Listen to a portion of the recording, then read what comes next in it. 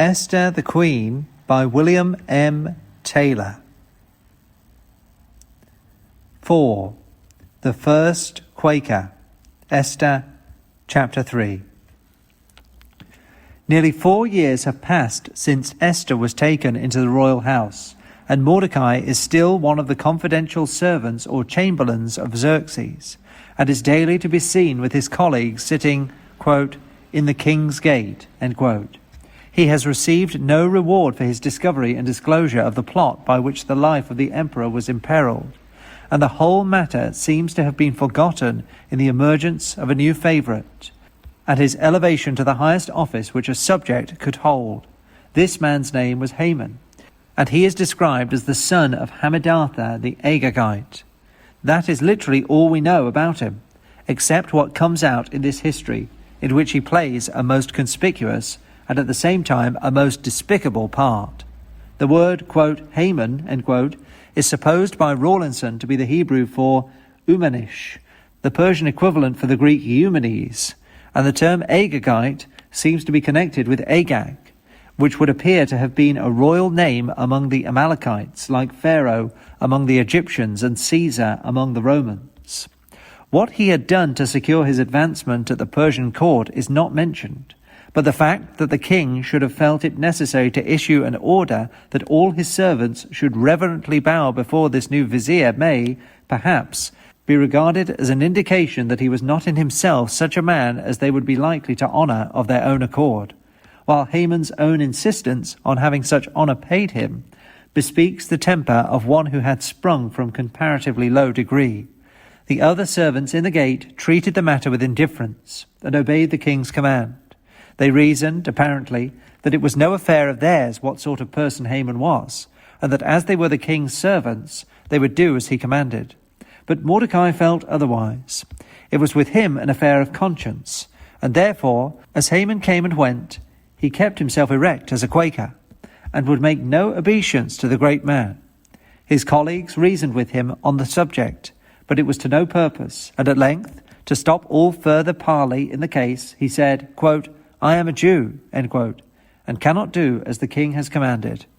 Upon this, they reported the insubordination of Mordecai to Haman, not to the king, you will observe, whose ordinance had been broken, but to Haman, who straightway went to his majesty and complained, not of the conduct of Mordecai to himself, but of the peculiar customs and laws of the Jews, whereby, as he alleged, they were a constant danger to the state.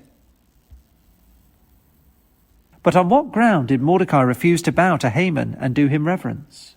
The only answer which comes clearly out of the chapter to that question is that the position which he took was one that was common to him with all his people, so that it was sufficiently accounted for to others when he said, quote, I am a Jew, end quote. It was a matter of religion with him.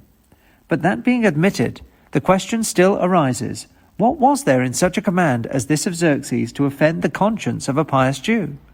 Some have answered that, as the Persian monarch was regarded as an incarnation of Ahura Mazda, and therefore entitled to divine honours, the act of prostration before him was understood to imply worship, and so homage paid to Haman as the king's representative would be a virtual giving of divine honour to a human creature.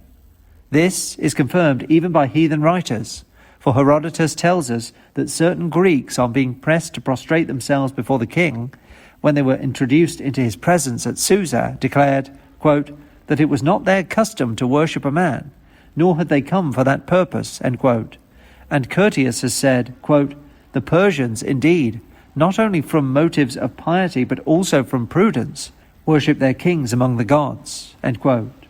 Now, if that explanation be adopted, the act of Mordecai takes its place beside the refusal of the early Christians to sacrifice to the Roman emperor, and puts him on the honour roll among those whose rule of life in all such cases was, quote, we ought to obey God rather than men, end quote. But while it would fully justify Mordecai, this explanation is in itself not without difficulty. For did not Joseph's brethren make similar obeisance to him? Would not Mordecai, after his own elevation to Haman's place, be required to bow before the king? And must we condemn Nehemiah for rendering to Artaxerxes the homage which Mordecai here refused to Haman, though Xerxes himself had commanded that it should be rendered?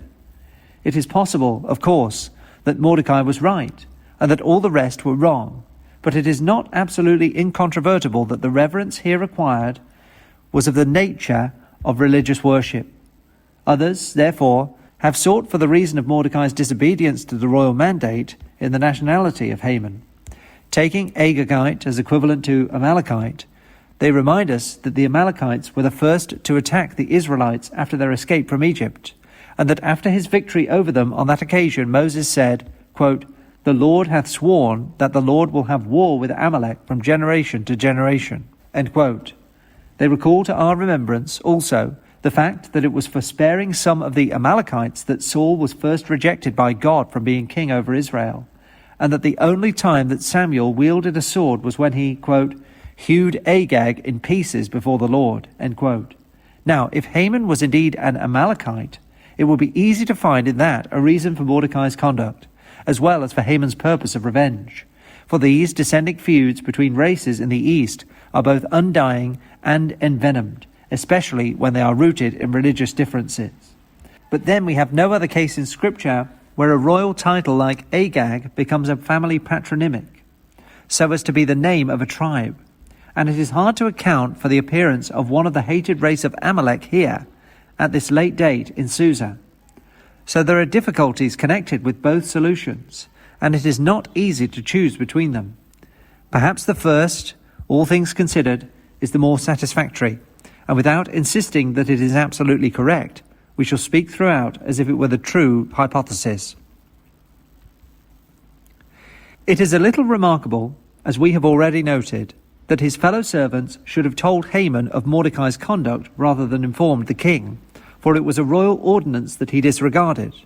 But their action may be explained either by their knowledge that Mordecai was in all other respects distinguished for his loyalty to Xerxes, or by their desire to ingratiate themselves with the new favorite.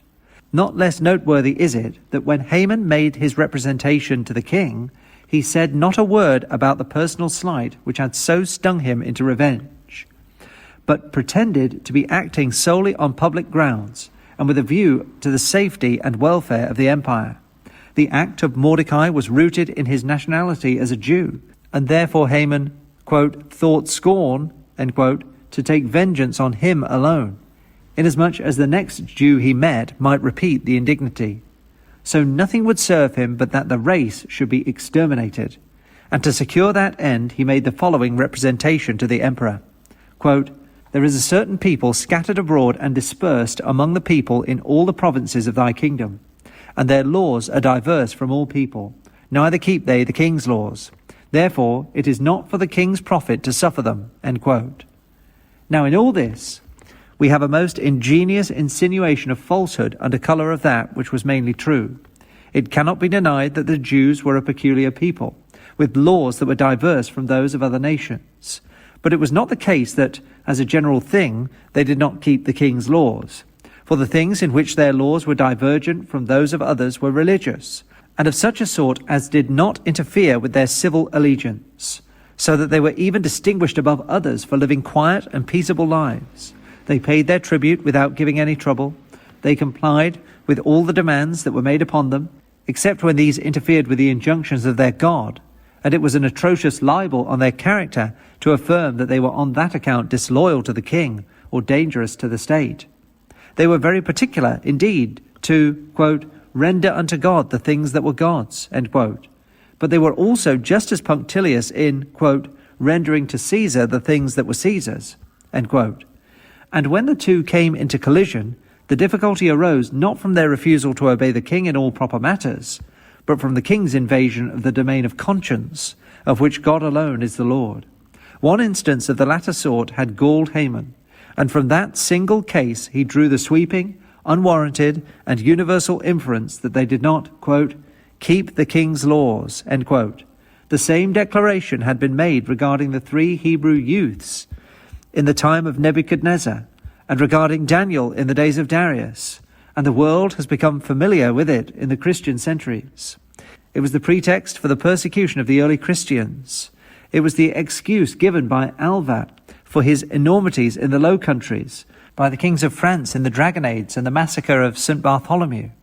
and by the Stuarts for their oppression of the English Puritans and the Scottish Covenanters, and in all of these it was equally false. It was not the persecuted that were in these instances guilty of high treason, but the persecutors, and their disloyalty was to the royalty of conscience. They invaded a territory that is claimed as sacred by the God of heaven, and resistance to them there has done more for the cause of civil freedom than all other things in the world besides. But Haman, though he knew that he was lying when he made the unqualified statement as to the Jews, that they did not keep the king's laws, knew also that he was safe, for the time at least, in making such an affirmation, for there was nobody in the presence to contradict him. And the king himself seems to have known nothing whatever about the Jews, and to have cared less than nothing what was done with them. But Haman was determined not to fail, and so, when suggesting that they should be destroyed, he took the precaution of offering the king a large sum of money, amounting probably to between 10 and 20 millions of our dollars, that nothing should be lost to the royal treasury by their extermination. This was all that was required, and so, with an appearance of impatience, as if the whole matter, though it involved the lives of many thousands of his subjects, was a, quote, bore, end quote, to him, he virtually said, taking his ring from his hand the while, quote, "There, do what you like with the people and their money too, and don't trouble me any more about them," end quote.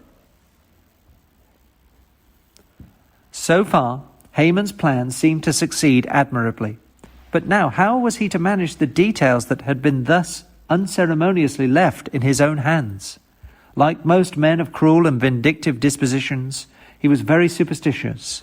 It was therefore very important, in his estimation, that he should fix a, quote, lucky, end quote, day for the execution of his purpose. And to get a lucky day, he cast Pur, or Purim, that is, he cast lots. He tried first for the day of the month, and it came out for the 13th. Then he tried similarly for the month of the year, and it came out for the 12th. So the massacre was fixed for the 13th day of the 12th month. Quote, "Truly the lot is cast into the lap, but the whole disposing of it is with the Lord," end quote.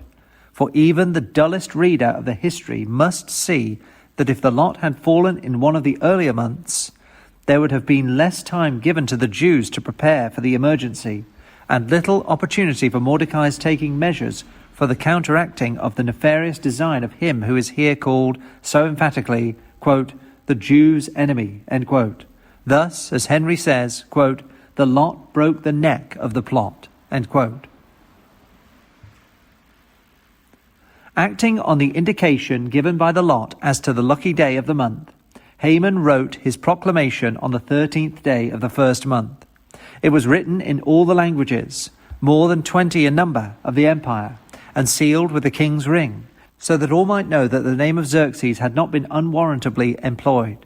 It authorized all to whom it came, quote, "to destroy, to kill, and to cause to perish all Jews, both young and old, little children and women, in one day, the 13th of the 12th month, which is the month Adar, and to take the spoil of them for a prey," end quote. These, as it would seem, are the very terms that were used, and so we have appended to them, in the next verse, this certification of their accuracy, which in a modern history would have been given in a footnote, quote, "The copy of the writing for a commandment to be given in every province was published unto all people, that they should be ready against that day," end quote. But when it is said, quote, "the posts went out, being hastened by the king's commandment," end quote, we are not to suppose, of course, that there was in Persia at that time any such expeditious postal service as that which we now enjoy. And yet, for that age, it was exceedingly good, but only the king could take advantage of it. Indeed, it was one of the means used by him for the government of the empire, and was very largely, according to Herodotus, the device of this same Xerxes. Along the chief lines of travel he established, at intervals of about 14 miles, post houses, at each of which relays of horses and couriers were always in readiness.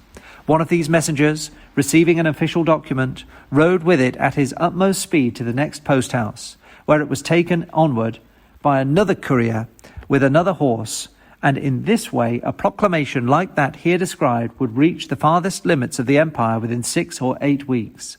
Thus the letters were issued, and Haman was delighted, and the king was glad to see his courtier pleased, so that they sat down together in the palace to drink. But, with a suggestive contrast, the historian adds, quote, "The city Shushan was perplexed," end quote.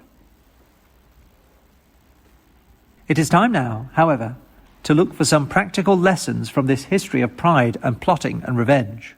We have in the case of Mordecai an example of fidelity to principle which is worthy of all study and imitation. As I have read his conduct, he was convinced that it was wrong for him to do homage to Haman, and therefore he would not do it under any pretense whatsoever. It was a small matter, in itself considered, that he was asked to do. But in this case, that small matter was of such a nature that it marked the distinction between politeness and idolatry, and therefore he refused to do it. The difference between right and wrong may be shown in a little matter, but it is not therefore a little difference, and they who are determined to be thorough in their allegiance to God will make no distinction in their conduct between small things and great. Very noble, too, was Mordecai's firmness in resisting the entreaties of his fellow servants, for he shut up the whole controversy with the simple confession, quote, "I am a Jew," end quote. He advised Esther not to make known their kindred when there was no occasion for her so doing. But now, when the question comes to be, as he regards it, between committing sin and preserving his loyalty to God as one of the peculiar people, he has no hesitation in declaring his own. He will not needlessly publish his religion on the housetop, but neither will he be ashamed of it in the, quote, "King's Gate," end quote. It might cost him much to make the confession, but he knew that sin would be still more costly, and so he did not shrink from saying, quote, "I am a Jew," end quote. He had the courage of his convictions, and though he despised Haman, he was determined never so to act as that he should despise himself. Now, herein he gave an example which Christians might follow with advantage.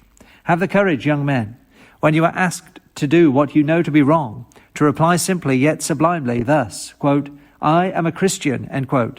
And when men see you are steadfastly minded, they will leave off speaking to you. Add to your faith courage. By that I mean not mere physical bravery, but the far rarer quality of moral courage, the heroism not of the warrior, but of the man who has learned to run the gauntlet of ridicule and scorn, and to follow the dictates of duty, quote, "uncaring consequences," end quote. Nothing great or good in the world has ever been accomplished without that. Men may call you stiff-backed, Quaker, Puritan, Methodist, and the like, but even these very names may remind you that the mightiest power among men, next only to that of the Spirit of God, is the power of conscience, and that the grandest pioneers, even of civil freedom, have been those who insisted upon their right, quote, "to keep a conscience void of offence towards God and towards men," end quote. Hence, young men, for it is to you especially I here address myself, if you would worthily serve not merely this generation, but also those which shall come after you, you must learn to meet temptation with a direct negative, and master the difficult art of saying, quote, "no," end quote. Never mind though you may seem to stand alone. He who has God on his side is always really in a majority, and he who can say, "the Father is with me," is never alone. Stand fast in your integrity, and let life go sooner than your principles. If the world would have you do reverence to that which you believe to be detestable, let the world go.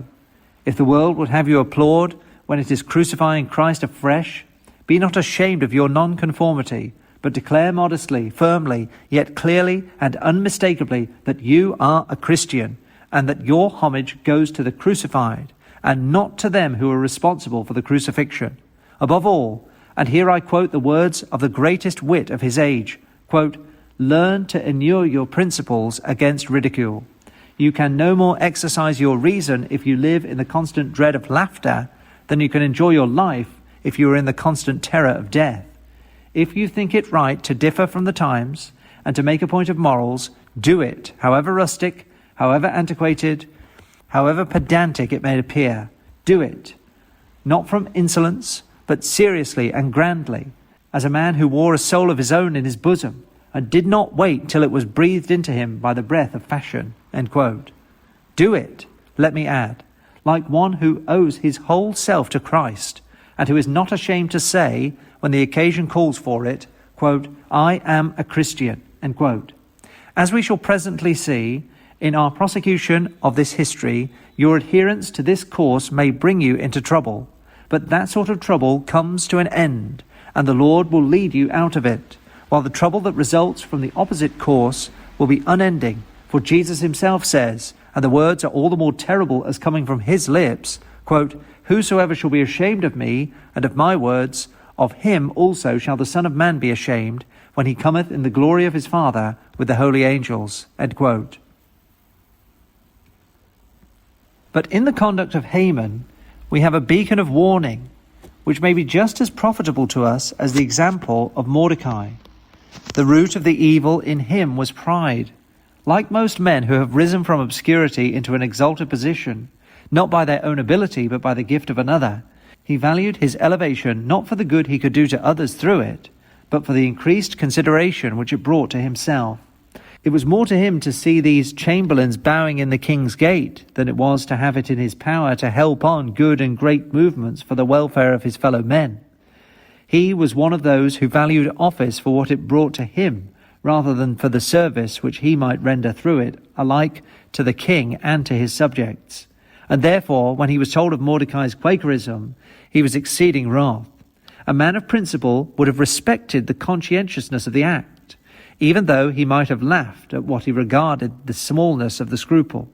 A man of ordinary common sense would have treated the whole affair with indifference. But Haman valued his office just because it carried with it the right to such homage, and therefore what would have been a molehill, or hardly so much, to others, was amounted to him. The proud man thus increases his own misery, and little slights, which other people would not so much as notice, are felt by him with great keenness. He whose arm has been recently vaccinated is very sensitive where the pustule is, so that a push which you would think nothing of is agony to him.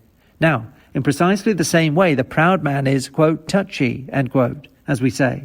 The slightest infringement on his dignity wounds him to the quick, and when other people are laughing, he is vowing revenge. For, as this story illustrates, the passions are all near of kin, and one prepares the way for another. Brooding over the refusal of Mordecai to do him reverence, it became so magnified in his estimation that he determined to punish it. There was revenge. That he might gratify that revenge, it became necessary to bring the peculiarities of the Jewish nation before the king, and he requested their destruction on the ground that they were not profitable to the monarch, whereas the sole reason why he suggested their extirpation was that Mordecai had slighted him. There was falsehood. Then, in planning their massacre, there was murder. Here, therefore, were four sins all in a line, each rising above the other in enormity: pride, revenge, falsehood, murder. People think sometimes that pride is no great sin. Some almost speak of it as if it were half a virtue. But as this and other histories make plain, it is the germ of other evils that are worse than itself, and therefore we ought to be on our guard against allowing ourselves to become its victim. And how shall we best counteract it? I reply, by cultivating a sense of responsibility. That which we have, whether it be ability or wealth or exalted position, we have received as a trust, and we are to use it as stewards for God in the service of our fellow men. Let us keep pressing the questions. Who hath made me to differ from others? What have I that I have not received? For what purpose have I been entrusted with these things? And the more we ponder these, the less we shall be inclined to plume ourselves on our possessions, and the more we shall be stirred up to the service of our generation by the will of God. The cultivation of a sense of responsibility to God for our possessions, and the manifestation of stewardship to Him in the use of our means as His servants for the welfare of our fellow men, are the great needs of our times. So far as I can see, they are the only things that will preserve us from the anarchy and revolution that communism and nihilism threaten to bring always in their train. As it is, the great ones of our time are a little too much like Xerxes and Haman here, who sat down to eat and to drink in the palace, heedless of the lives that they had just devoted to destruction, and altogether unconscious of the perplexity that was grumbling like the first sounds of a volcanic eruption in the city and among the people. Unless all signs deceive me, there is coming upon us a conflict between property and communism which will have to be settled somehow, and which will never be settled permanently until it is settled right. It is, therefore, suicidal folly for those who are wealthy to sit in luxurious self-indulgence in their palaces while so many are perplexed. If they would act wisely, they would take measures to prevent that conflict. And the scriptural means for securing that are the cultivation of this sense of responsibility for ownership, and the acting out of that in stewardship for God, so that they should say, quote, "We are debtors," end quote, to our fellow men, and will hold our means in trust under God for them. The communist says, quote, "Property is theft," end quote. But the Christian replies, quote, "My property is God's," end quote. The communist says, quote, "What is yours is mine, and I will take it by force," end quote. But the Christian replies, quote, "Nay, what is mine is God's, and I will use it as his for the welfare of my fellow men, and is accountable to him," end quote. Thus, and thus alone, the capitalist will checkmate the communist. And I would that I had the voice of a trumpet to cry to all of them over all the land, quote, "Be stewards for God, and use your wealth for the benefit of your generation by the will of God. But if you are thoroughly indifferent, beware lest the perplexity of Shushan rise into the roar of an anarchy which will sweep everything before it in its reign of terror," end quote. Pride will bring destruction, but the sense of such a responsibility as I have specified, stimulating to action, is the true conservative principle, and the only thing that will meet the case. God help us all to lay these things to heart.